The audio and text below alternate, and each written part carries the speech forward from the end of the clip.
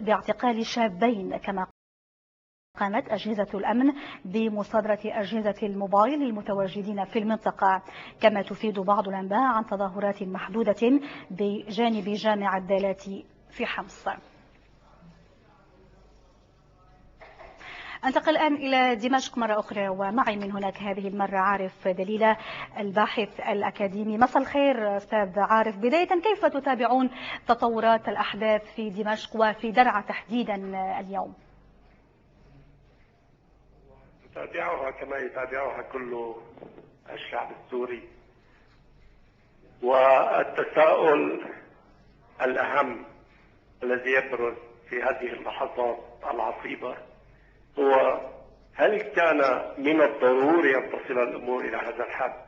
ألم يكن بالإمكان استبعاد الوصول إلى هذه الحالة؟ كيف كان يجب للسلطات إذن السورية التعامل حتى لا ربما تصل الأمور إلى ما وصلت عليه الآن؟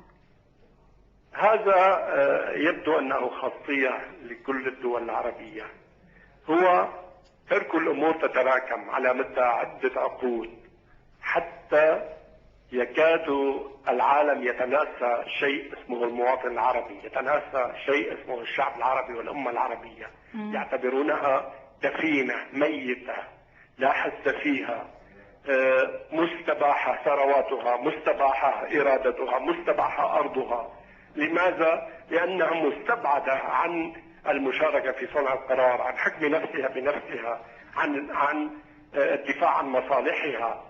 فهذا الآن نحن نعيش أشد لحظات الصراع في عصر أمتنا العربية.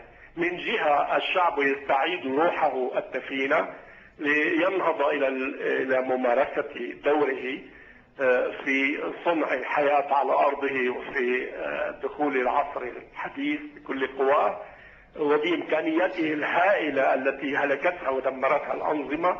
ومن جهة أخرى نلاحظ الثمن الباهظ الذي كان يمكن الحيلولة دونه، الذي يدفعه الشعب العربي. بداية دفعه في تونس ومصر، والآن يدفع ثمنا هائلا في ليبيا واليمن وفي جميع الدول العربية. لماذا على الإنسان العربي أن يدفع هذه الأثمان؟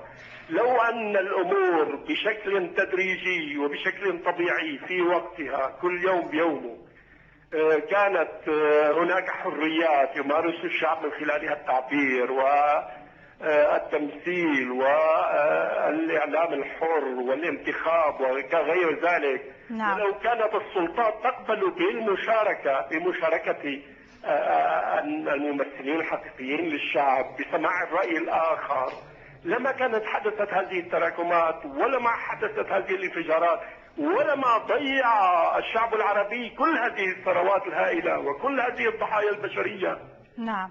في سبيل الحصول على أبسط حقوقه الأولية البدائية التي لا يمكن، كيف يمكن اعتباره مثل هذه الحقوق مطالب تعجيزية؟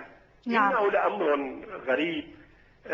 التراكم في القمع والاستبداد واستبعاد الشعب والاستئثار بالسلطة واتخاذ القرارات نيابة عن الشعب والتصرف بموارد الأمة، كل هذه السنوات الطويلة بالطبع ستؤدي، وهذا ما كنا نقوله دائما، ستؤدي إلى هذه النتائج. واضح. أيام رأيت على الفيسبوك